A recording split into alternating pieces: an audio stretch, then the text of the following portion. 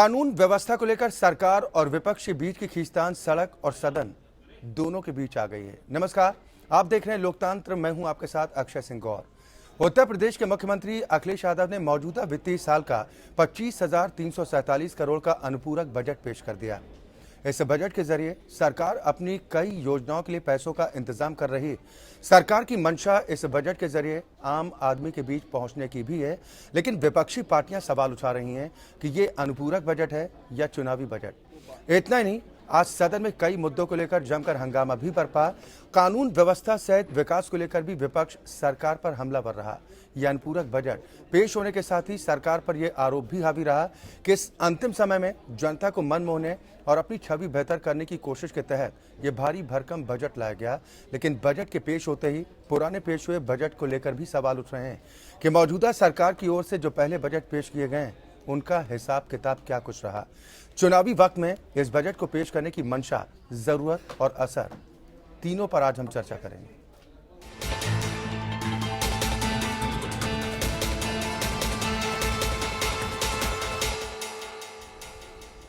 जी हां, तो उत्तर प्रदेश विधानसभा चुनाव में जाने से पहले राज्य की अखिलेश सरकार ने जनता को लुभाने के लिए खजाना खोल दिया है। मुख्यमंत्री अखिलेश यादव ने 25,347 करोड़ का भारी भरकम अनुपूरक बजट पेश कर दिया। हालांकि इस बजट के पेश होने से पहले उत्तर प्रदेश विधानसभा में जबरदस्त हंगामा भी देखने को मिला। कांग्रेस और बीएसपी के विधायकों के शोर शराबे को रोकने के लिए पहली बार मार्शल का इस्तेमाल करना पड़ा, जिसके बाद ये नाराज विधायक सदन में ही प्रदर्शन करने को भी बैठ गए। सवाल उठाए जा रहे हैं कि उत्तर प्रदेश में समाजवादी पार्टी सरकार में कानून नाम की कोई व्यवस्था नहीं रह गई है। यहां पर गुंडा राज कायम हो चुका है और जो वादे किए जाते हैं, जो दावे किए जाते हैं कि प्रदेश में विकास की रफ्तार को बढ़ाने का काम अखिलेश सरकार ने पिछले 4-4.25 सालों में किया है, वो वादे कोरे हैं, निराधार। उत्तर प्रदेश विधानसभा में अनुपूरक बजट पेश होने से पहले विपक्ष का हंगामा। कानून व्यवस्था पर चर्चा करने की मांग करते हुए बीजेपी, बीएसपी और कांग्रेस ने सदन की कार्यवाही शुरू होते ही बैनर और पोस्टर के साथ नारेबाजी शुरू कर दी। शोर शराबे के बीच जैसे ही कांग्रेस विधायक पंकज मलिक और विशंबर पहाड़िया विधानसभा अध्यक्ष की कुर्सी की तरफ बढ़े, तभी संसदीय कार्य मंत्री आजम खान की मांग पर और अध्यक्ष के कहने पर सुरक्षा में तैनात मार्शल ने विधायकों को उठाकर बाहर कर दिया। इसके बाद बीएसपी और बीजेपी के विधायकों को भी बारी बारी से बाहर कर दिया गया। भारतीय जनता पार्टी के विधायक उपेंद्र तिवारी जनता से जुड़े मुद्दे उठा रहे थे, उनको मारा गया, पीटा गया और उनके कार्यकर्ता की एक हत्या कर दी गई। हत्या से जुड़े मुद्दे उठाने के लिए आज भारतीय जनता पार्टी ने सदन में 311 का नोटिस दिया और ये कहा कि हमें सारे सदन की कार्रवाई को रोककर तात्कालिक मुद्दों पर सुनने का काम किया जाए। इतिहास में पहली बार सत्तारूढ़ समाजवादी पार्टी की सरकार के इशारे पर माननीय अध्यक्ष जी ने सारे लोकतांत्रिक मूल्यों की हत्या कर दी। बहुजन समाज पार्टी की तरफ से नियम 311 के तहत इस ज्वलंत समस्या पर चर्चा करने के लिए सारे नियमों को निलंबित कर चर्चा कराए जाने की मांग बहुजन समाज पार्टी द्वारा की जा रही थी।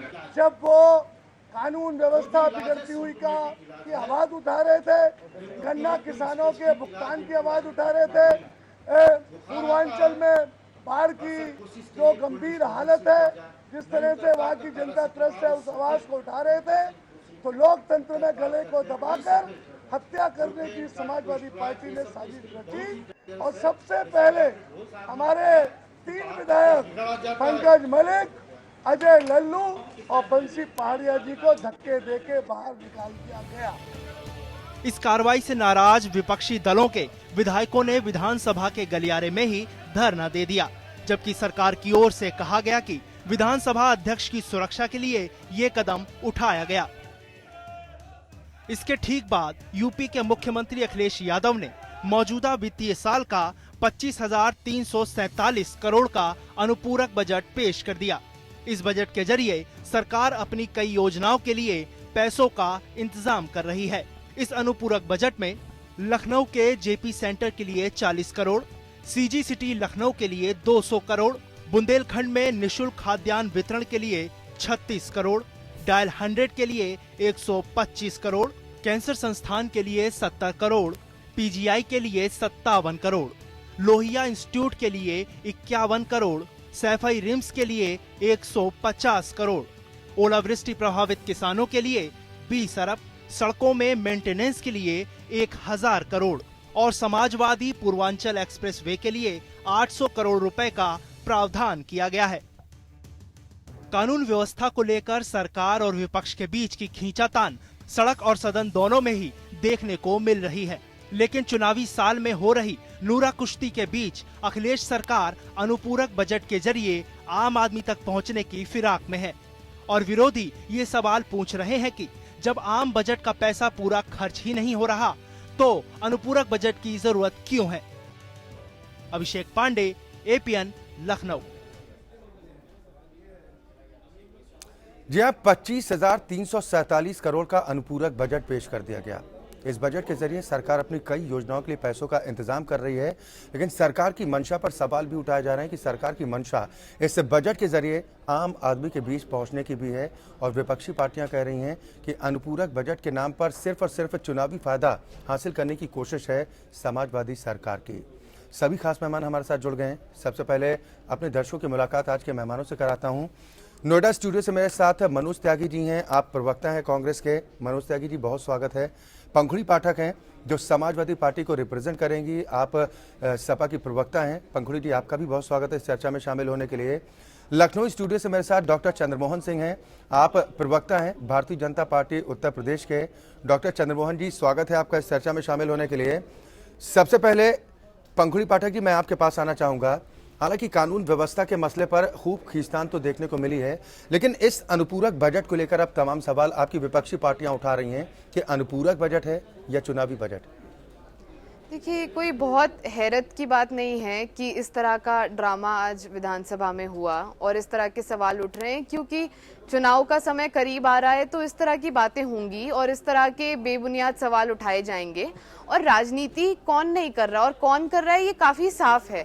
जिस तरह के आज जिस तरह का प्रदर्शन रहा वहां पे तमाम बाकी पार्टियों के विधायकों का, तो उससे ये साफ साफ समझ में आता है कि जो उत्तर प्रदेश का विकास का मॉडल है, जो हमारे माननीय मुख्यमंत्री अखिलेश यादव जी जो लाए हैं, उससे ये लोग इतने डरे हुए हैं, इतने भयभीत हैं कि ये लोग चाहते ही नहीं कि कोई भी नया कार्यक्रम, कोई नई पॉलिसी, कोई भी नई चीज आगे बढ़े। क्योंकि जिस तरह से हम लोगों ने इतना बड़ा एक्सप्रेसवे बना दिया, इतने कम समय में बना दिया, इतनी कम कॉस्ट में और इतनी तेजी से मेट्रो बना दी, तो इन लोगों को डर है कि अगर उसी तरह से पूर्वांचल का एक्सप्रेसवे बन जाएगा या पीजीआई का काम हो जाएगा या कैंसर अस्पताल का काम हो जाएगा तो हम लोग कैसे चुनाव लड़ेंगे। तो ये इनका एक भय है, इनका डर है, जो ये सब ड्रामे करने पर इनको मजबूर कर रहा है।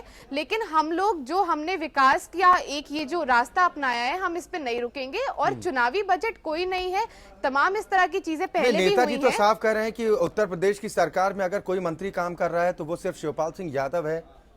नहीं तो नहीं, नेताजी ने ऐसा कभी भी नहीं कहा कि सिर्फ वो काम कर रहे हैं। नेताजी ने ये भी कहा था कि अखिलेश जी आज तक के सबसे बढ़िया मुख्यमंत्री हैं। तो सारे तमाम नेता जितने हैं सब लोग काम कर रहे हैं। कुछ अगर नेताओं से दिक्कत है, नेताजी की इस तरह की एक आदत है कि खुलकर वो सबके सामने बातें कहते हैं। उन्होंने अपनी बात रखी और उनकी बात का हम बहुत आदर करते हैं। लेकिन जो काम हमारे सारे मंत्रियों ने हमारे मुख्यमंत्री जी के नेतृत्व में किया है, आज वो दिख रहा है और उसी से बाकी जितने भी विपक्षी दल हैं वो बहुत बुरी तरह से भयभीत हैं, डरे हुए हैं। ठीक है, सिद्धार्थ कलहन जी भी मेरे साथ जुड़ गए हैं, आप वरिष्ठ पत्रकार हैं। सिद्धार्थ कलहन जी, बहुत स्वागत है आपका। मैं आपके पास आऊंगा, लेकिन उससे पहले डॉक्टर चंद्रमोहन सिंह जी, ये सवाल आपसे है। ये 30 है समाजवादी पार्टी की सर्वदलीय बैठक मुख्यमंत्री बुलाते हैं, बातचीत करते हैं कि भाई हंगामा मत कीजिए, अनुपूरक बजट पास करवा दीजिए। उसके बावजूद कह रहे हैं कि बेफिजूल में हंगामा किया गया, कोई जरूरत नहीं थी, ऑल इज वेल है। नहीं, ये कहना ये इनके अहंकार को प्रकट करता है।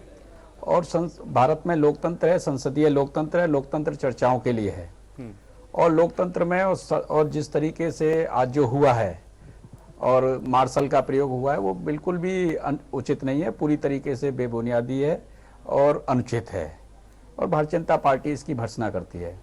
अच्छा जी, ये जो अनुपूरक बजट लाए हैं, इनको अनुपूरक बजट पेश करते समय ये भी बताना चाहिए प्रदेश की जनता को कि अभी कितने प्रतिशत जो इनका मूल बजट था उसमें कितने % खर्चा हुआ है। और ये अनुपूरक बजट केवल भ्रष्टाचार का बजट है, इसके अलावा किसी का बजट नहीं है। क्योंकि अनुपूरक बजट का जो डिवीजन किया गया है उसका भी विश्लेषण कर लीजिएगा तो वो कन्नौज को पैसा देते हैं, यानी कन्नौज को पैसा देने का मतलब मुख्यमंत्री जी ने खुद अपने लिए 100 करोड़ रुपए निकाल लिए कन्नौज के नाम पर, क्योंकि डिम्पल यादव जी वहां से सांसद हैं। फिर चाचा को दे दिए उन्होंने पैसे सड़क के लिए।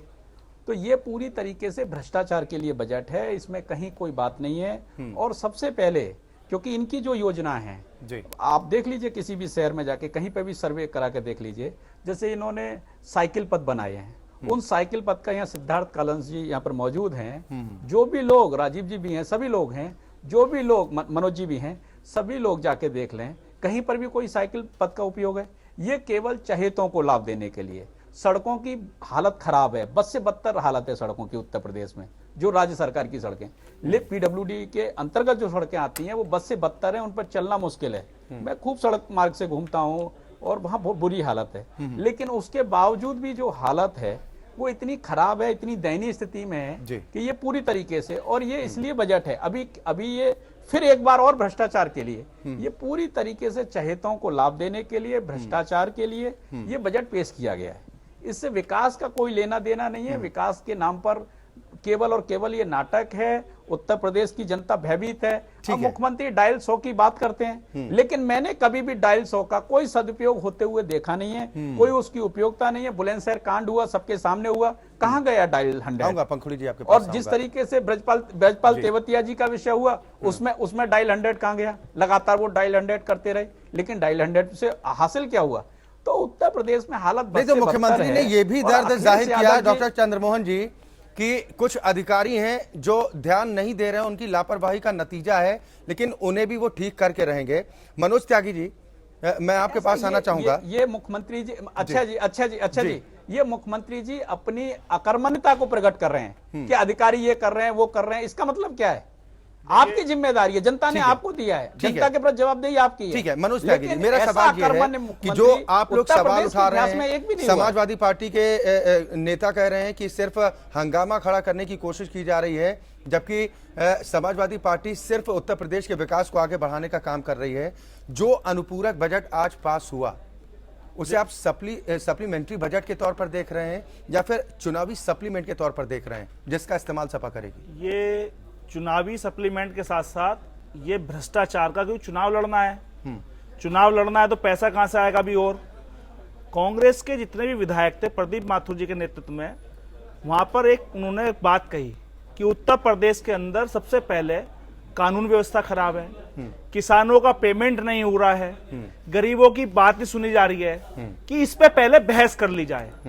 मगर ये सीधे सीधे जिस तरह से विधानसभा के अंदर लोकतंत्र की हत्या हुई है, ऐसा पूरे देश में कभी नहीं किया गया कि हमारे विधायक पंकज मलिक जी को, हमारे अजय उर्फ लल्लू भैया जी को और आपके बंसी पाड़िया को जिस तरह से मार्शलों ने धक्के निकाल के बाहर निकाला है, यह भी प्रजातंत्र की हत्या है। रही बात पैसे की, 32 लाख करोड़ का जो इनका बजट पड़ा था, अभी तो वो पूरा ही खर्च नहीं हुआ है।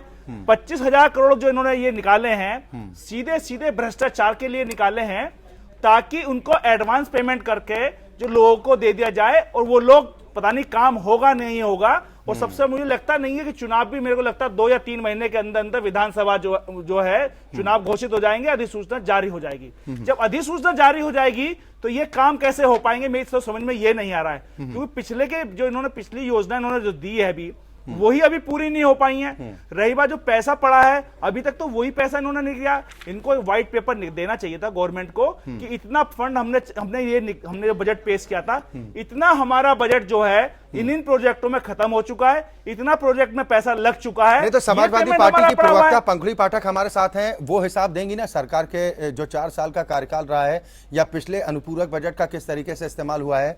पंखुड़ी पाठक जी, जो सवाल विपक्षी पार्टियां उठा रही हैं, सवाल तो जायज हैं कि हिसाब तो जनता को देना चाहिए ना। अगर आप केंद्र की सरकार से हिसाब 1 साल के अंदर मांगते हैं, 2 साल के अंदर मांगते हैं, तो अब तो 4 साल से ज्यादा का वक्त आपकी सरकार को हो गया।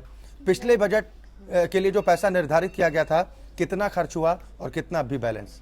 देखिए, बिल्कुल सही बात है ये, लेकिन जवाब कैसे देंगे? अगर आप सिर्फ हंगामा खड़ा करेंगे और आप चाहेंगे कि सेशन चले ही ना, तो किस तरह से जवाब दिया जाएगा? ये देखिए, एक साजिश है, ये एक कोशिश है कि हम लोग ना जवाब दें और ना जो काम हम कर रहे हैं उसको हम रख सकें। अभी मनोज जी ने यहाँ पर बात करी भ्रष्टाचार की, बताया कि किस लिए किया जा रहा है, किस माध्यम से किया जा रहा है। तो शायद मैं समझती हूँ कि कांग्रेस में शायद इस तरह की ट्रेनिंग दी जाती है कि भ्रष्टाचार के तरीके सिखाए जाते हैं, क्योंकि ये लोग इतने ज्यादा एक्सपर्ट हो गए हैं इतने सालों से, जिस तरह का भ्रष्टाचार इन लोगों ने किया कि कोई किसी तरह का स्कैम ऐसा छोड़ा ही नहीं। तो आप भ्रष्टाचार की बात छोड़ आप दीजिए, ये आप पब्लिक भ्रष्टाचार फोरम हुआ में कहाँ है? नेशनल टीवी पे आप ट्रेनिंग दे रहे हैं लोगों को कि भ्रष्टाचार किस तरह से किया जाता भ्रष्टाचार है, की चिल्ला तो चिल्ला उसकी के हमें जिस तरह जरूरत सरकार आ नहीं गई, है। और 2.5 साल में जहां तक 2.5 लोग नहीं गिरफ्तार हो अब मुझे पाए। बोलने दीजिए, आप बोल चुके हैं, आप बोल 2.5 चुके हैं, साल आप में मुझे 2.5 बोलने लोग नहीं दीजिए। पकड़े गए। अरे आप जो जिस तरह से मीडिया के चैनल के माध्यम से केंद्र की मनोज जी, सरकार ने, प्रदेश की आप सरकार ने लोगों का तो भ्रष्टाचार ऐसा है अरे कि भाई, आपकी भ्रष्टाचार सरकार में पकड़ा जाने के है। बाद तक डीले खुल अरे रही भाई, है, 2.5 अभी तक साल में भ्रष्टाचार का कहाँ पता है लग डील? रहा है। सरकारें तो आप बात आपकी हैं, करिए, आप उत्तर कर ही नहीं प्रदेश रहे। और केंद्र की जब सरकारें कहाँ भ्रष्टाचार हैं? होगा तो कुछ 2 होगा ना। आदमी पकड़ के तो दिखाइए। भ्रष्टाचार के ऊपर जो कांग्रेस के लिए आपने कहा, सिर्फ सत्ता में आने के लिए चंद चैनलों को खरीद करके, उनके माध्यम से कुछ पेपरों को खरीद करके सत्ता में आने के लिए भ्रष्टाचार का एक ड्रामा किया गया। अगर 2.5 आदमी 2.5 साल में नरेंद्र मोदी जी भी गिरफ्तार नहीं करवा पाए,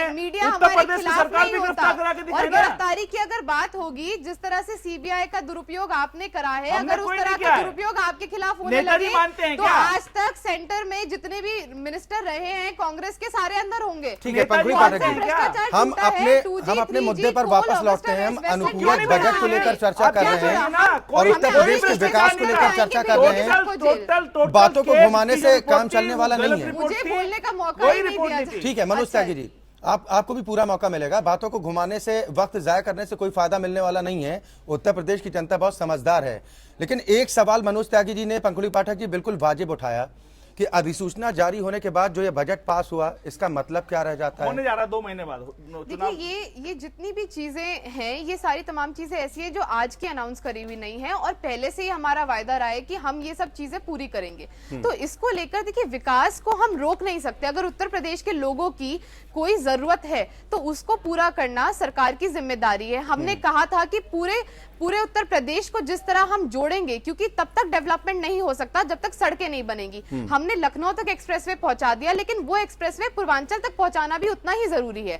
और चंद्रमोहन जी ने, मैंने सुना, उन्होंने कहा कि सड़कों की बात, मैं सड़क पे जाता हूँ, सड़क खराब होती है। मुझे लगता है शायद वो नेशनल हाईवे पे निकलते होंगे, क्योंकि नेशनल हाईवे की हालत खराब है। स्टेट हाईवे आज बहुत बेहतर कंडीशन में है। मेरठ जाता हूं, बहुत बुरा हाल होता है। जो स्टेट हाईवे दिल्ली के से बनने मेरठ की, नहीं पहुंच उत्तर पाते, प्रदेश 2 घंटे के लगते स्टेट हैं। हाईवे बनने की जो रफ्तार है वो नेशनल हाईवे की रफ्तार से ज्यादा है। सारे जनपदों को हमने जोड़ दिया लखनऊ से। आप लोगों के पास जवाब नहीं है देने के लिए। हम इतनी बार इनसे कह चुके हैं कि आप विकास पे आप चर्चा करिए, लेकिन ये लोग विकास पे चर्चा नहीं करते हैं। भाजपा की तो स्पेशलिटी है कि ये लोग मुद्दे बनाते हैं, कहानियां बनाते हैं। इन्होंने कैराना की कहानी गढ़ दी खुद से, क्योंकि इनके पास कोई मुद्दा नहीं था उस समय। नहीं, बात निकलेगी तो पंकुड़ी पाठक की दूर तक जाएगी। अगर कैराना का जिक्र करेंगी तो फिर मथुरा कांड की भी याद आ जाएगी। हालांकि इस अनुपूरक बजट में शायद जवाहर बाग के सौंदर्यीकरण को लेकर भी कुछ पैसे दिए गए हैं। सिद्धार्थ कलन जी, मैं आपके पास आना चाहूंगा। जो अनुपूरक बजट है, क्या इसका इस्तेमाल वाकई में उत्तर प्रदेश की भलाई के लिए होगा या फिर इसे सिर्फ चुनावी सप्लीमेंट के तौर पर देखा जाए, चुनावी बजट कहा जाए इसे?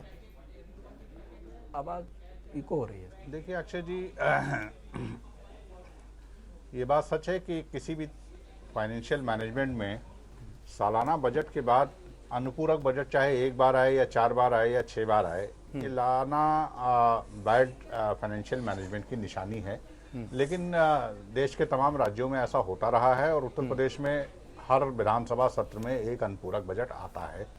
अब वो अनुपूरक बजट आता है इसलिए आता है क्योंकि उत्तर प्रदेश के विधानसभाएं 6 महीने 4 महीने से कम समय अंतराल पर नहीं बैठती हैं।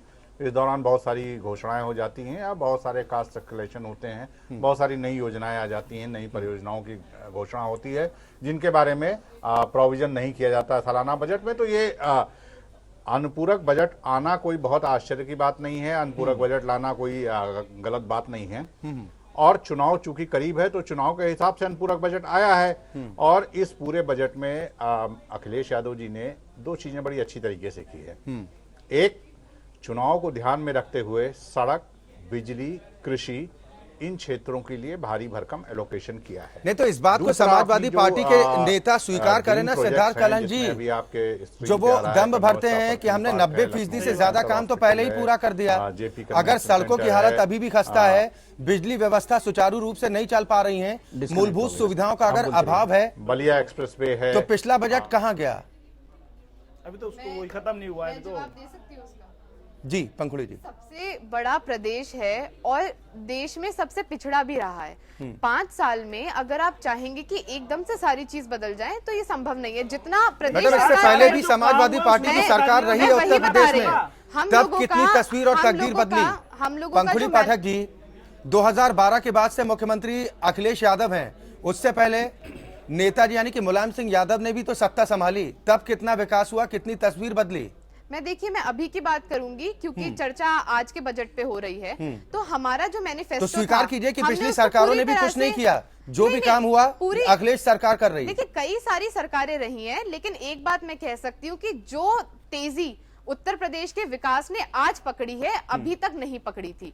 जिस राह पे आज विकास की हम चल पड़े हैं, वो आज से पहले हमने नहीं देखा था।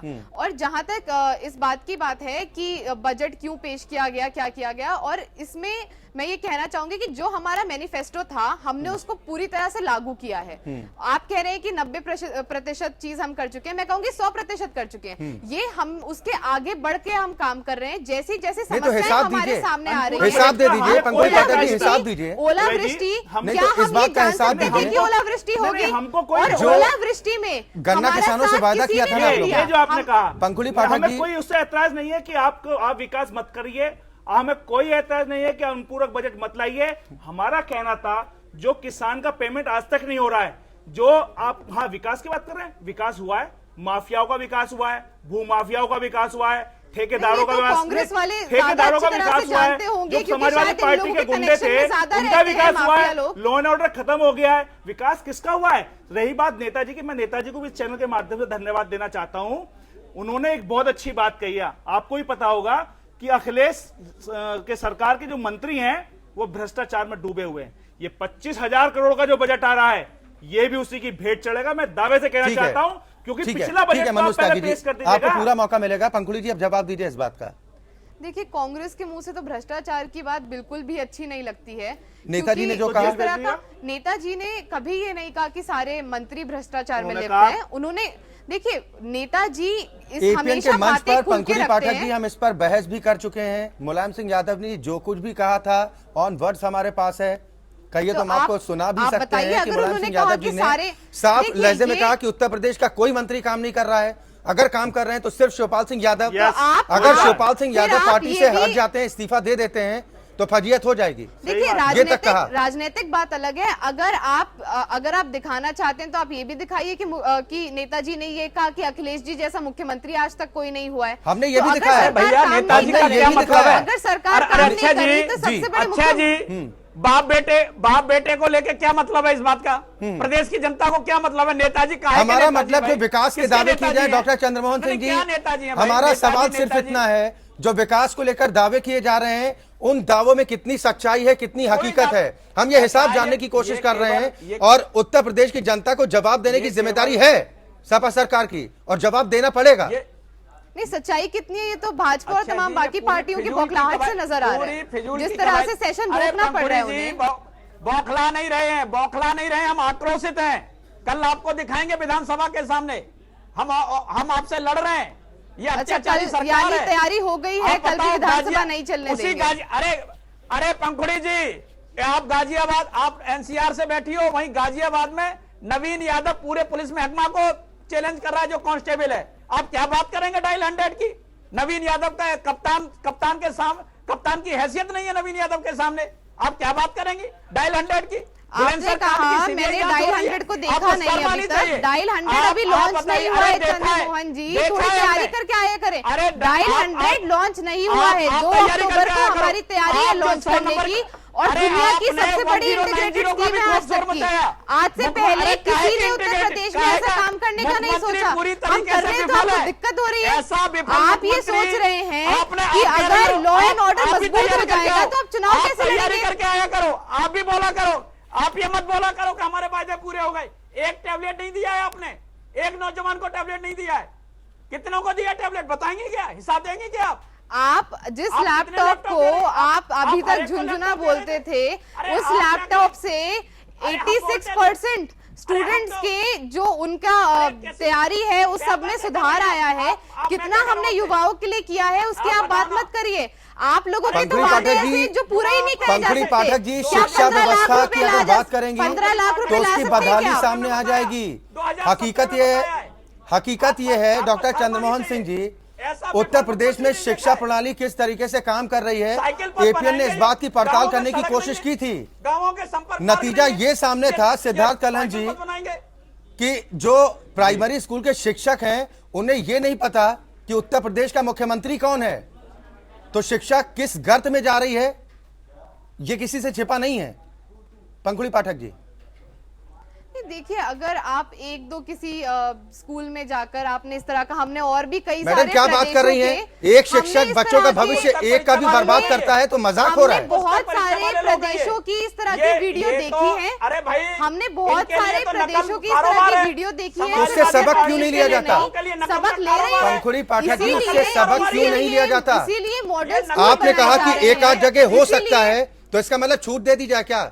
नहीं, अगर बिल्कुल एक नहीं, बच्चे का भविष्य बिल्कुल खराब नहीं। होता है अच्छा जी, तो ये जिम्मेदारी नकल के लीजिए। कारोबारी हैं। क्या आपकी लोगों सरकार ने जिम्मेदार है? बच्चों के भविष्य ये के लिए नकल के जितना उत्तर कारोबारी हैं। प्रदेश सरकार कर रही है, आप देखिए मिड डे मील में काहे जिस का तरह रबिश का बना सुधार रहे हो? हम लोग आप लाए अंधेरे में ले जा हैं, रहे जिस हो। तरह की धक्का अब मार के चीजें पीछे बच्चों कर को दिया मिल आपने। रही हैं, ये देखा गया है, स्टडी में सामने काहे आया की कि चीजें? बच्चे कौन ज्यादा बच्चे से मिल ज्यादा रहे हैं? स्कूल जा रहे कैसे हैं। बच्चे ये मिल रहे किसने हैं? करा? हमने करा। आप नकल जिस तरह से कराते हो। अक्षय पात्रक के ठीक है। माध्यम से उन लोग को खाना मिल रहा है, ये किसने किया? आज जो मॉडल स्कूल बनने जा रहे हैं, उस खाने को बोर्डिंग खाने के बनने बाद जा कितनी रही है, सेहत ये लोगों सब की कौन बन रही कर है रहा ये भी किसी से छुपा नहीं है। पंखुड़ी पाठक जी, आप Siddharth mid day meal Kalhan का जी, देख मैं लो। आपके पास आना चाहूंगा, मिड डे मील का आऊंगा। उठा के देख लो आप। डॉक्टर चंद्रमोहन जी, मैं आपके पास आप आऊंगा। अगर कोई चीज देखना सिद्धार्थ चाहेंगे कलहन तो आपको नहीं जी, दिखेगी। एक तरफ अरे आपके 100% पास काम कोई पूरा उपलब्धि होने नहीं की है। बात कही एक जाती है, मात्र उपलब्धि है, शिक्षा अखिलेश व्यवस्था तो यादव बहुत का बेहतर हो नकारा गई।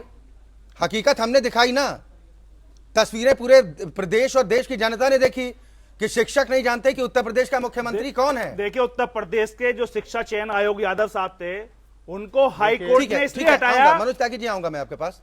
सिद्धार्थ कलहन जी, क्या यही उत्तर प्रदेश में शिक्षा व्यवस्था है? ग्रामीण इलाकों में जाइए, बच्चों को कोई जानकारी नहीं है। देखिए, वस्तुति यह है कि उत्तर प्रदेश में शिक्षा के अधिकार अधिनियम के तहत, राइट टू एजुकेशन के तहत, निजी विद्यालय छात्रों का प्रवेश नहीं लेते हैं और सरकार उनके खिलाफ कोई कार्रवाई नहीं करती है। कुछ रस्मी तौर पर कोई नोटिस वोटिस भेज दी जाती है। सर्व शिक्षा अभियान और तमाम तरह की केंद्रीय योजनाओं का पैसा लेने के लिए उत्तर प्रदेश साल दर साल बड़ी तादाद में शिक्षकों की भर्ती के विज्ञापन निकालती रहती है और पूरे साल ये कवायद चलती है कि उत्तर प्रदेश में शिक्षक की नियुक्ति की जा रही है, जबकि हकीकत यह है कि विद्यालयों में शिक्षक नजर नहीं आते हैं। ये स्थिति उत्तर प्रदेश के शिक्षा का बजट, मैं इसके लिए अकेले केंद्र की सरकार जो वर्तमान में है इससे या इससे पहले ये सभी सरकारों की ये देन है कि एक भारी भरकम बजट, उत्तर प्रदेश बड़ा राज्य है, उत्तर प्रदेश में बहुत बड़ी तादाद में छात्र हैं, इनके लिए बजट आता है और ये सारा का सारा जो पूरा नेक्सस है, ये नेक्सस इस पूरे बजट के बंदर बांट में लगा रहता है। हकीकत यह है कि शिक्षा क्षेत्र में उन्नयन कैसे हो, कैसे शिक्षा व्यवस्था बेहतर हो, इसकी तरफ किसी सरकार का कोई भी ध्यान नहीं है।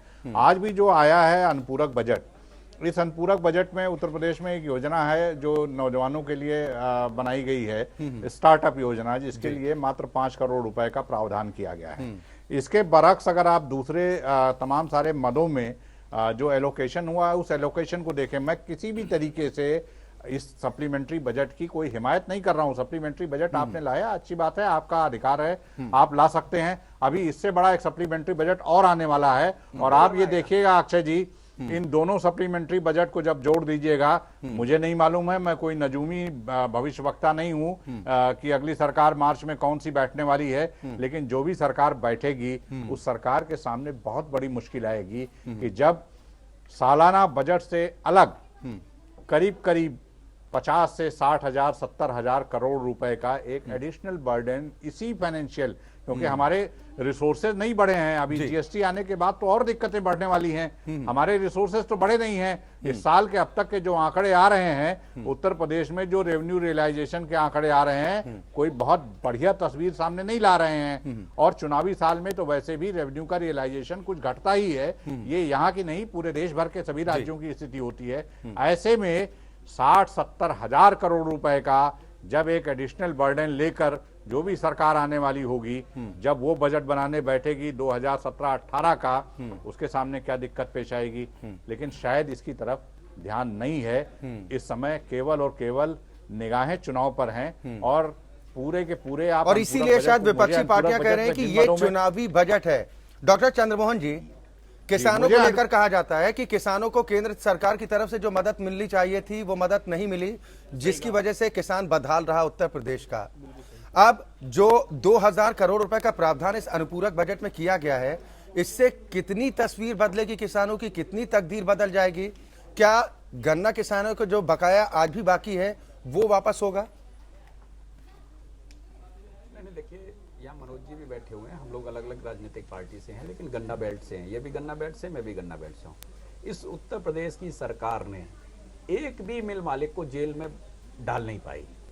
इस उत्तर प्रदेश की सरकार, एक मुजफ्फरनगर में, मनोज जी को जानकारी है, एक मुजफ्फरनगर में एक स्वयं प्रकाश करके हैं, वो शुगर मिल चलाते हैं, वो लाभ का शुगर मिल चलाते हैं, 100% पेमेंट होते हैं।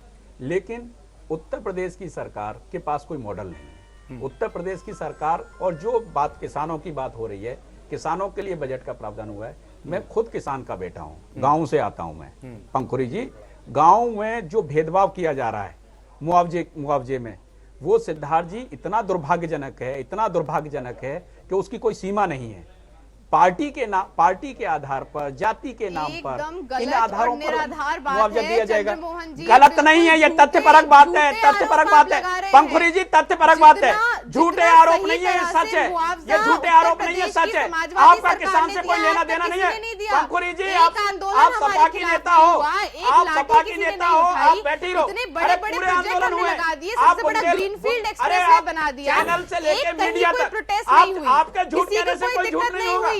आपने तो कैराना की भी कहानी बना दी थी, आपने तो बरेली में भी कहानी बना दी थी, आप कोई भी कहानी कर सकते हैं। आपके पास जो आपके केंद्र सरकार ने किया है, आपके पास कोई जवाब नहीं है। इतने झूठे वादे आप कर चुके हैं और अब आप झूठी कहानियां भी बना रहे हैं। आप समाजवादी पार्टी का चेहरा नहीं हो ब्रिजमोहन जी, आप समाजवादी पार्टी का चेहरा नहीं हो। आपका खेत खलिहान से कोई लेना देना नहीं है ब्रिजमोहन जी। जो चंद्रमोहन जी, ऐसा लग रहा है आप मेरे बारे में अच्छी तरह से जानते हैं। नहीं डॉक्टर चंद्रमोहन जी, व्यक्तिगत तौर पर आपेक्ष नहीं, आप भारतीय जनता पार्टी के प्रवक्ता हैं और पंखुड़ी पाठक समाजवादी पार्टी की प्रवक्ता हैं, है ना? व्यक्तिगत तौर पर आरोप नहीं, लेकिन पंखुड़ी पाठक आपने मुआवजे की बात कही, आपने मुआवजे की। मनोज त्यागी जी, मैं आपके पास आ रहा हूँ। जिनके नेता, जिनके आरएसएस के नेता, ठीक है डॉक्टर चंद्रमोहन जी, मैं आपके पास भी आ रहा हूँ। मनोज त्यागी जी, आप भी इंतजार कीजिए, आपके पास आ रहा हूँ। इस पर रिएक्शन तो कम से कम ले लीजिए। आप लोगों की राजनीति, ठीक है, जिस तरह से आपने हमारे प्रदेश की पंखुड़ी जी, बेटियों बहनों पे राजनीति करी, सबने देखा। चंद्रमोहन जी, इस प्रदेश की सारी औरतों ने देखा। अखिलेश यादव किसान विरोधी है, अखिलेश यादव किसान विरोधी है। ठीक है, क्या बात कर रहे हैं? ठीक है डॉक्टर चंद्रमोहन जी, ठीक है, ठीक है। किसान विरोधी है और कौन नहीं है, सब जानते हैं। आप लोगों की पूंजीवादी सरकार है, सिर्फ 2-3 बड़े। डॉक्टर चंद्रमोहन जी, इस तरह की बहस का कोई निष्कर्ष निकलने वाला नहीं है। बारी बारी से आप सभी मेहमानों से अपील है कि बारी बारी से अपनी बात रखिए। किसानों के लिए चंद्रमोहन जी, किसान आज भी प्रदेश के समाजवादी सरकार के साथ है, क्योंकि जितना लाभ हमारी सरकार में उन्हें मिला है तभी नहीं मिलता। मुफ्त सिंचाई मिलती है। चंद्रमोहन जी, जवाब तो ले लीजिए। तमाम ट्रैक्टर वहाँ मिले, सारे उपकरण। चंद्रमोहन जी, जवाब तो कम से कम ले लीजिए। आपके पास कोई जवाब नहीं है। आप क्या किसानों के बारे में? पंखुड़ी जी, आप उत्तर प्रदेश की जनता को जवाब दीजिए। ठीक है चंद्रमोहन जी, चंद्रमोहन जी, मैं आपके पास आऊंगा प्लीज। पंखुड़ी पाठक, आपने कहा कि उत्तर प्रदेश में समाजवादी पार्टी सरकार ने जिस तरीके से मुआवजे के चेक बांटे, वैसा किसी सरकार ने नहीं बांटा। एपीएन के हाथ भी कई ऐसे चेक सामने लगे थे और उस पर हमने बहस भी की है और उन खबरों को प्रमुखता के साथ दिखाया भी था। कहीं 50 रुपए का चेक, कहीं 120 रुपए का चेक, कहीं 150 रुपए का चेक।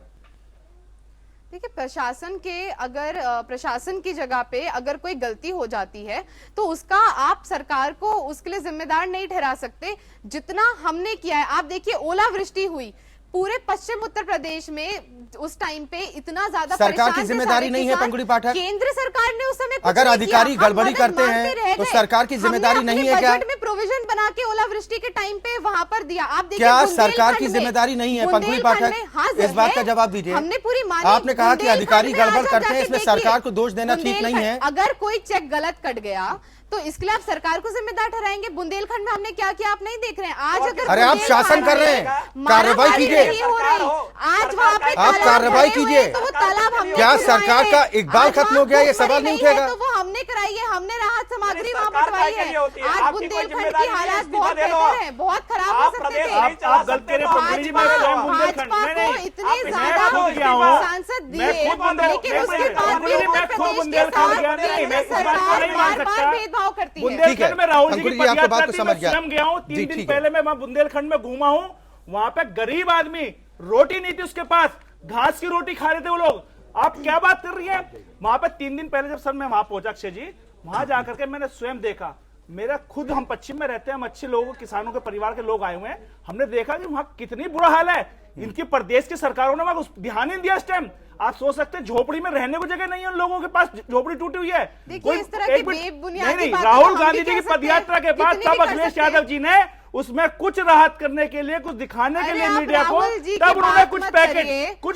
लेकर के वहां संसद में पहुंचे बैठ के थे। वो सोते हैं। फोटो उत्तर संसद में सोते हैं। प्रदेश बात से इसकी नहीं है। जीत कर आए हैं। उत्तर प्रदेश एक और के अक्षय जी पक्ष कहना में कभी चाहता बात करी है हूं, उन्होंने एक बात आज मैं तक? एक बात और बताना चाहता हूं अक्षय जी। जब केंद्र में जब कांग्रेस की सरकार थी तो केंद्र सरकार ने राहुल गांधी जी और सोनिया गांधी जी ने मिलकर मनमोहन सिंह जी से रिक्वेस्ट करती, पार्लियामेंट में रिक्वेस्ट करी थी कि 70,000 करोड़ उसके बाद जो है, जब रिक्वेस्ट है किसानों का कर्ज माफ किया जाए, 70,000 करोड़ रुपया किसानों का कर्ज माफ हुआ था। मेरी तो मनमोहन जी आपसे भी एक अपील है, आप भी और समाजवादी पार्टी दोनों मिलकर के, क्योंकि जो किसान भी इस टाइम बर्बाद हुआ पड़ा है उसको कुछ तो राहत दे दीजिएगा। उनकी बेटियों की शादियां नहीं हो जिनका किसानों का पेमेंट नहीं हो रहा है, कोई सुनने वाला नहीं है।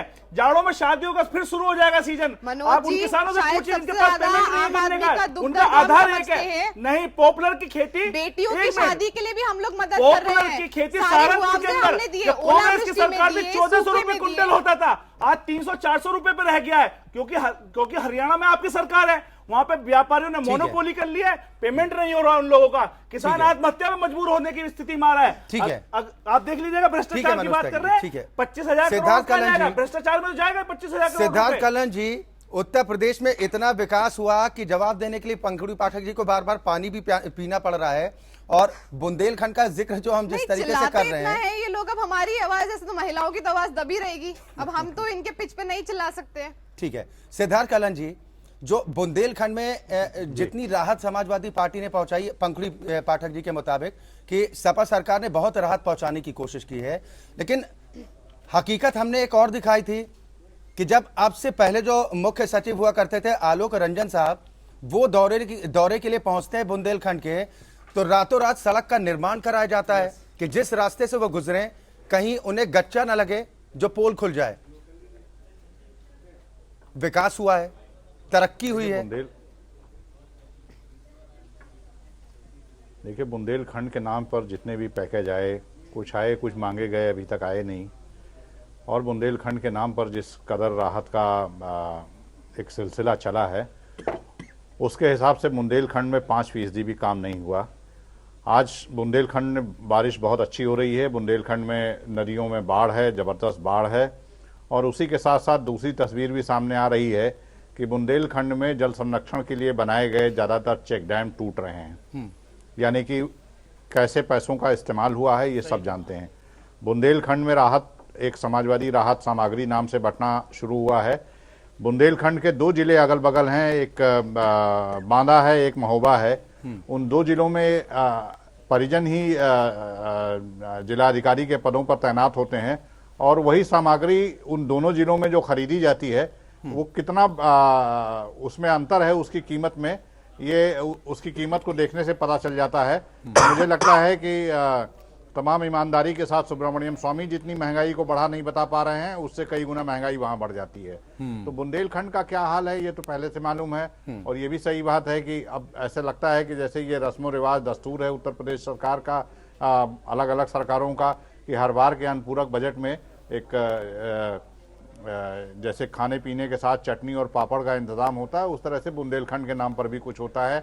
और इस बार के भी एलोकेशंस का बुंदेलखंड में क्या होगा ये सभी लोग बेहतर तरीके से जानते हैं, क्योंकि अकाउंटेबिलिटी के नाम पर बुंदेलखंड में जो कुछ भी काम हो रहा है वो शून्य है, जिसके चलते बुंदेलखंड में इतना पैसा फूंकने के बावजूद बुंदेलखंड की हालत में कोई सुधार नहीं आता है। आज बुंदेलखंड में जबरदस्त बारिश हो रही है, लेकिन नहीं कहा जा सकता है कि मार्च बीतने के बाद रोज ये खबरें आएंगी, हम आप इसी चैनल पे रोज वो खबर देखेंगे कि बुंदेलखंड में गर्मी आते ही फिर से पीने के पानी का संकट हो गया। ये स्थिति क्यों आती बुंदेलखंड में? इसी से साफ पता चलता है कि बुंदेलखंड के साथ कितना न्याय अलग अलग सरकारें कर रही। मैं किसी एक सरकार को दोषी नहीं कहता हूं, लेकिन बुंदेलखंड एक बड़ी समृद्ध चरागाह बन गई है। वहां के जानवर भले ही प्यास से और खाने से मर रहे हो, लेकिन बाकियों के लिए वो एक बड़ी समृद्ध चरागाह का काम कर रही है। ठीक है मनोज त्यागी जी, जो किसानों के जिक्र पर एक बार फिर हम वापस लौटते हैं कि बुंदेलखंड के किसानों की बदहाली तो हमने खूब दिखाई है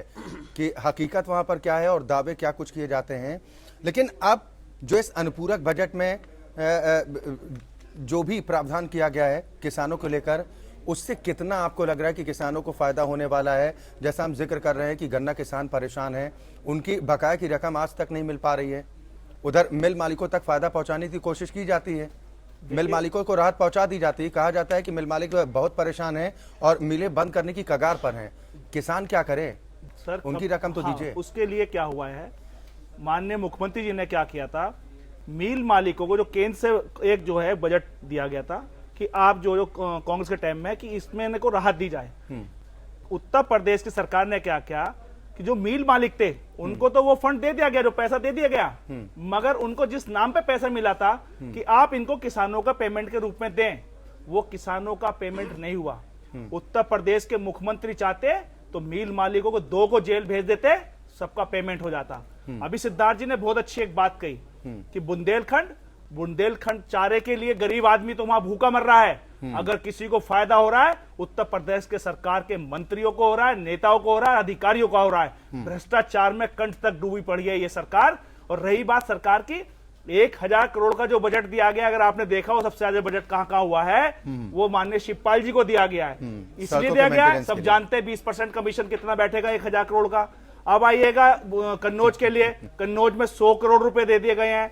अब आइएगा जो आपको नया एक्सप्रेसवे बनने जा रहा है, पूरा प्रदेश और देश जानता है कि भ्रष्टाचार में ये सरकार कहां तक डूबी हुई है। इसमें कोई काम नहीं होगा, अग्रिम पेमेंट होंगे, टेंडर हो जाएंगे। इसी ब्याह पे बड़ी कंपनी जो है 30 से 40% एडवांस वो पेमेंट ले लेते हैं काम करने के लिए। उस पेमेंट का जब तक ये टेंडर होगा 2 या 3 महीने लग जाएंगे। ये पेमेंट कर दिए जाएंगे, उसके बाद अधिसूचना जारी हो जाएगी। आप देख लीजिए दिसंबर नवंबर तक अधिसूचना जारी हो जानी है। उसके बाद कोई कार्रवाई नहीं हो पाएगी, क्योंकि चुनावी वर्ष शुरू हो चुका है लास्ट में। और वो सारा पैसा जितने भी ठेकेदार जो समाजवादी पार्टी के जो क्या कहते हैं गुंडे हैं, उनको वो पैसे लेंगे और भ्रष्टाचार में ये पैसा खत्म हो जाएगा। ठीक है डॉक्टर चंद्रमोहन सिंह जी, अभी तो मानसून सत्र चल ही रहा है, पंखुड़ी पाठक कह रही हैं कि विपक्ष चर्चा से भागता है, सरकार जवाब देने को तैयार है, लेकिन विपक्ष जानबूझकर हंगामा करता है, जानबूझकर इस तरह की स्थिति बनाता है कि सरकार की किरकिरी हो। तो अभी तो मानसून सत्र चल रहा है ना, तो आप लोग चर्चा कीजिए, निष्कर्ष निकल कर सामने आए, पता तो चले उत्तर प्रदेश के आवाम को कि सरकार क्या कर रही है। 30 तक का कार्यक्रम है। देखिए अच्छा जी, सभी लोग जानते हैं उत्तर प्रदेश में, आप भी जानते हो, सिद्धार्थ जी भी हैं, कि ये जो सत्र लेके आते हैं उत्तर प्रदेश सरकार, वो केवल एजेंडा पूरा करने के लिए लाते हैं। जो सबसे कम कालावधि के सत्र अगर कोई लेके आई है वो तो अखिलेश यादव सरकार लाई है। अखिलेश यादव सरकार ने संसदीय जो परंपराएं हैं उनको मजबूत बनाने के लिए कोई काम नहीं किया है।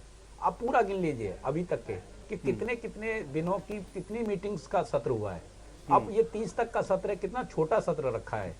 और जहां तक बात है, मैं आपको जोर दे के कहूंगा कि इन्होंने कहा कि टेल तक पानी पहुंचेगा, कहां तक टेल तक पानी पहुंचा है आप दिखवा लीजिएगा।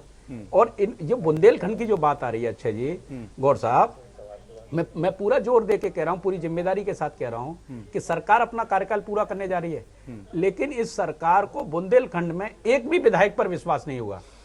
जिनको मंत्री बनाना था उनको एमएलसी बना के मंत्री बनाया है, जाने किन किन लोगों को बनाया है, लेकिन बुंदेलखंड को सम्मान देने के लिए, बुंदेलखंड की समस्या का समाधान करने के लिए बुंदेलखंड के एक भी व्यक्ति को मंत्री नहीं बनाया।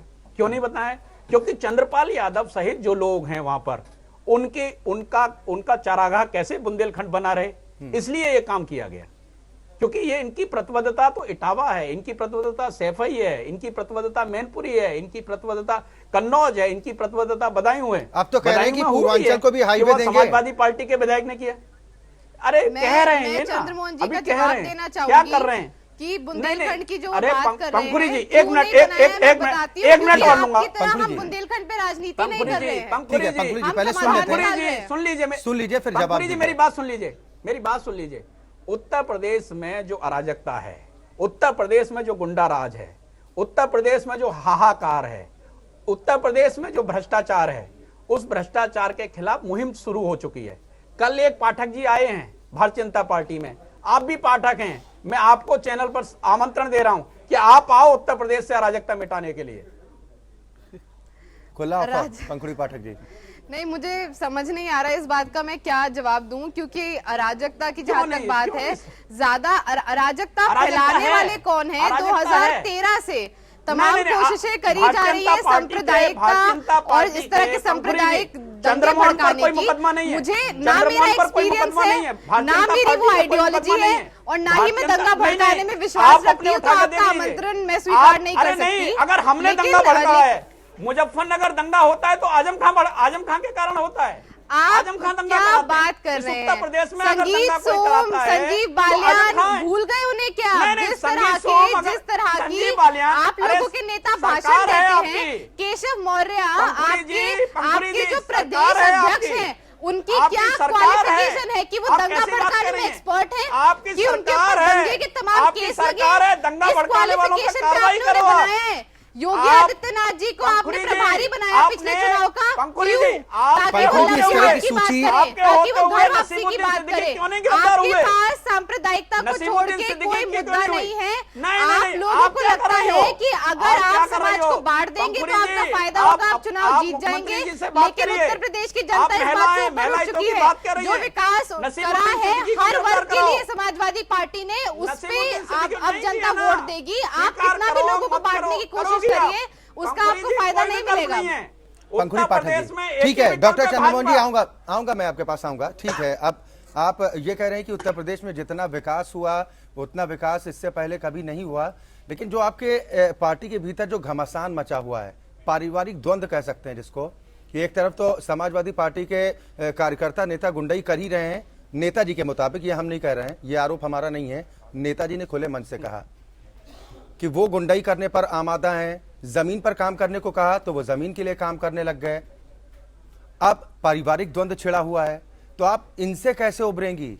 ये विकास के लिए जो अनुपूरक बजट आप लोग लेके आए हैं, आप तो पारिवारिक कलह में उलझे रह जाएंगे। पैसों का इस्तेमाल कब होगा? नहीं, किसी आचार संहिता लागू हो जाएगी। किसी तरह की पारिवारिक कोई कलह नहीं है। मीडिया को काफी मजा आता है चीजों को मसाला लगाकर दिखाने में, लेकिन शिवपाल जी और अखिलेश जी दोनों ने ये बात कही, साथ में दिखाई दिए, और किसी तरह की कोई कलह नहीं है। देखिए, मतभेद हो सकता है सोचने के तरीके कमरे में बैठक होती है, लेकिन जब बात सरकार, देखिए पार्टी और सरकार अगर तो विकास के अलग-अलग मुद्दे चीजें पर अगर चर्चा हो रही तो खुले मंच पे कीजिए ना, कोई रोकेगा? आप या विकास से परहेज है किसी को? पार्टी और सरकार दो अलग अलग चीजें हैं। सरकार के जितने भी निर्णय होते हैं वो नेताजी खुले मन से पंखुड़ी पाठक जी सामने आते हैं, मुख्यमंत्री अखिलेश यादव को फटकार लगाते हैं, मुख्यमंत्री संवैधानिक पद पर हैं, आपके परिवार का झगड़ा है, आप अपने घर के भीतर कीजिए। नहीं, आप मुख्यमंत्री पद की गरिमा गिराने की कोशिश कर रहे हैं। जी नहीं, राष्ट्रीय अध्यक्ष आप पार्टी के सुप्रीमो हैं, वो प्रदेश अध्यक्ष को या मुख्यमंत्री पद। देखिए, अगर उनको वो फटकार लगाते हैं तो उनकी तारीफ भी करते हैं। नहीं, तारीफ वो झगड़ा बात कर रहे हैं। अखिलेश यादव मुख्यमंत्री है, अखिलेश यादव सूबे के मुखिया है, मुख्यमंत्री है, उनकी एक छवि है, संवैधानिक पद पर बैठे हुए हैं, उन्हें सरेआम इस तरह से लताड़ लगाई जाएगी? अक्षय जी उन्होंने अपनी नहीं, हिसाब लताड़ किताब कर लगाने लिया की झगड़ा बात करने नहीं का। है। देखिए 1000 उनका करोड़ पार्टी में ले भी लिया एक पद उन्होंने है, अपना। वो प्रदेश अध्यक्ष हैं। अब 1000 प्रदेश आप ही अध्यक्ष ने तो प्रदेश ट्रांसफर प्रभारी। देखा होगा सबसे ज्यादा, मुझे लगता है भ्रष्टाचार के नेटवर्क आप लोग सबसे अच्छी तरह से जानते हैं, दिल्ली से लेकर स्विस बैंक तक। तो वो आप रहने दीजिए, कितना लिया दिया है उसकी बात आप मैडम रहने आप लोग खनन मंत्रालय तक अब तक नहीं पहुंच पाए। आपकी पार्टी का एक मंत्री खनन मंत्रालय के बारे में जिक्र करता है, खुलकर नाम लेता है, देखिए आपके ही मंत्री खिलाफ, आप लोग वहां तक नहीं पहुंच पाए। स्विस बैंक तो रहने दीजिए ना मैडम। नहीं नहीं, कहीं भी कोई भी बात कोई भी कर सकता है। देखिए चुनाव का समय है, जो भी अपनी राजनीतिक कैलकुलेशन के हिसाब से सब लोग अलग अलग बातें करेंगे। भाजपा के कोई लोग हैं जो भाजपा के खिलाफ बोलेंगे, बसपा के लोग बसपा के खिलाफ बोलेंगे, ये सब चीजें चलेंगी। लेकिन जहां पर भी कोई भी अगर लीगल पॉइंट होगा तो उस पर हम बात करेंगे। अब कौन क्या कह रहा है, ऐसा तो उठ के कोई भी कुछ भी आरोप लगा देगा, तो इस पर तो बात नहीं होगी। नहीं, ये आरोप, अब वक्त की कमी है, माफी चाहूंगा आप सभी मेहमानों से। फाइनल रिएक्शन में सिद्धार्थ कलहन जी का जरूर चाहूंगा इस पूरे मुद्दे पर।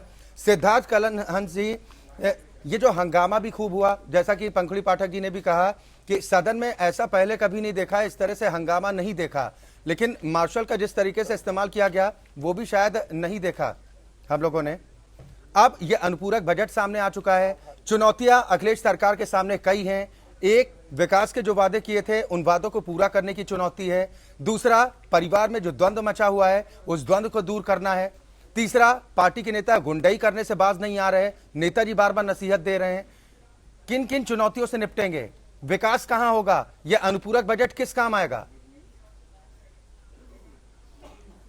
देखिए अक्षय जी, इसमें कोई दोहराए नहीं है कि चुनौतियां बहुत ज़्यादा हैं और चुनौतियों में कमी नहीं आनी, चुनौतियां बढ़ते जानी हैं जैसे जैसे फरवरी मार्च करीब आता जाएगा। इसमें कोई दो राय नहीं है, चाहे उत्तर प्रदेश का सालाना बजट हो या इस बार का अनुपूरक बजट हो। हम अनुपूरक बजट को अगर देखते हैं तो डेवलपमेंटल प्रोजेक्ट के साथ साथ इंफ्रास्ट्रक्चर, इन सबके एक बेहतर कॉकटेल बनाते हैं। और जो भी मुख्यमंत्री के अधिकारीगण ने मिलकर बनाया होगा, इसकी तस्वीर बड़ी सुंदर है, तस्वीर बहुत अच्छी है। इसमें जो एलोकेशंस हैं बहुत अच्छे हैं। 3 बार अलग अलग इसमें जो है जिक्र है, उदय योजना जो बिजली व्यवस्था में सुधार के लिए आना है, चाहे ओबरा सी के लिए हो, ये सारी व्यवस्था इस तरह से है कि अक्टूबर तक कैसे 24 घंटे, 20 घंटे, 16 घंटे का जो शेड्यूल है बड़े शहर, बिल्कुल, ये तमाम चुनौतियां, इन चुनौतियों से पार पाना है, क्योंकि वादे तमाम थे, भले ही मैनिफेस्टो में जो वादे किए गए थे उसको 100% पूरा करने का दावा किया जा रहा हो, लेकिन अब भी हकीकत ये है कि अभी भी तमाम वादे ऐसे हैं जिनको पूरा किया जाना बाकी है। बहुत बहुत शुक्रिया आप सभी मेहमानों का हमारे साथ इस कार्यक्रम में शामिल होने के लिए। तो उत्तर प्रदेश में सियासी घमासान मचा हुआ है। एक तरफ चुनावी बजट पास होता है, अनुपूरक बजट जिसे कहा जाता है, लेकिन विपक्षी पार्टियां सवाल उठाती हैं कि ये सप्लीमेंट्री बजट है, कि इस बजट के माध्यम से सिर्फ लोगों को भ्रमजाल में फंसाने की कोशिश की जा रही है। हालांकि आज सदन में कई मुद्दों को लेकर जमकर हंगामा भी बरपा है। कानून व्यवस्था सहित विकास को लेकर भी विपक्ष सरकार पर हमलावर रहा। यह अनुपूरक बजट पेश होने के साथ ही सरकार पर आरोप भी हावी रहा कि इस अंतिम वक्त में जनता के मन को मोहने और अपनी छवि बेहतर करने की कोशिश के तहत ये भारी भरकम बजट लाया गया है। खैर, अब देखना होगा इस बजट के बाद उत्तर प्रदेश की तस्वीर और तकदीर कितना बदलती है। लोकतंत्र में आज के लिए बस इतना ही। एपीएन न्यूज में खबरों का सिलसिला लगातार जारी।